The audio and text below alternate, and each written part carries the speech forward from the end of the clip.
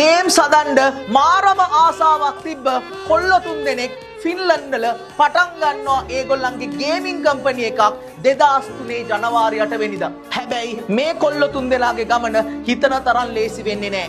2003 ඉඳන් 2005 වෙනකන් අවුරුදු දෙකක් තිස්සේ ගේම්ස් හදනවා එක ගේම් එකක්වත් ග්ලෝබලි හිට් වෙන්නේ නැහැ. ෆයිනෑන්ෂලි බිඳුවටම වැටිලා තියෙන වෙලාවකදී 2005 ජනවාරි මාසේ ඉන්වෙස්ටර් කෙනෙක් ඇවිල්ලා මේගොල්ලන්ට සල්ලි දීලා මේගොල්ලන්ව බේර ගන්නවා වාසනාවකට. ඊට පස්සේ වෙනදටත් වඩා ගැම්මෙන් ගේම්ස් හදන්න පටන් ගන්නවා. පළවෙනි ගේම් එක හදනවා, දෙවෙනි ගේම් එක හදනවා, තුන්වෙනි ගේම් එක හදනවා.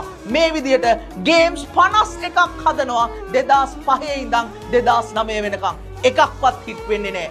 අන්තිමට ඒගොල්ලන්ගේ ඉන්වෙස්ටර් කියනවා 52 වෙනි ගේම් එක තමයි ඕගොල්ලන්ට දෙන අන්තිම chance එක.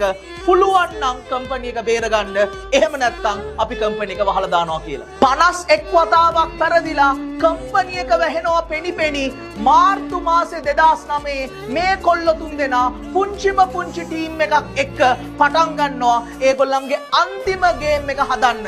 මාස 8ක් තිස්සේ මහන්සි වෙලා මේ ගේම් එක එළියට දානවා 2009 දෙසැම්බර් මාසේ.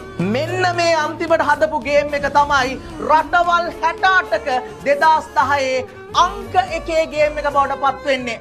අවුරුදු දෙකක් ඇතුළත මේ ගේම් එකේ ඩවුන්ලෝඩ්ස් 1 බිලියන් පයින්නවා 2012 මේ වෙද්දි. මේ ගේම් එකේ නම Angry Birds. පුතා ජීවිතේ හැමදාම දිනලා තියෙන්නේ කොච්චර පෙරදිලා රතු වෙනකන් අඬපු ඇස් තිබ්බත් කොච්චර වැඩ කරලා කළු වෙච්ච අත් තිබ්බත් අන්තිම තප්පරේ වෙනකන් ගේම අතෑරපු නැති මිනිස්සු. අන්න එහෙම මිනිස්සෙක් වෙන්න පුතා.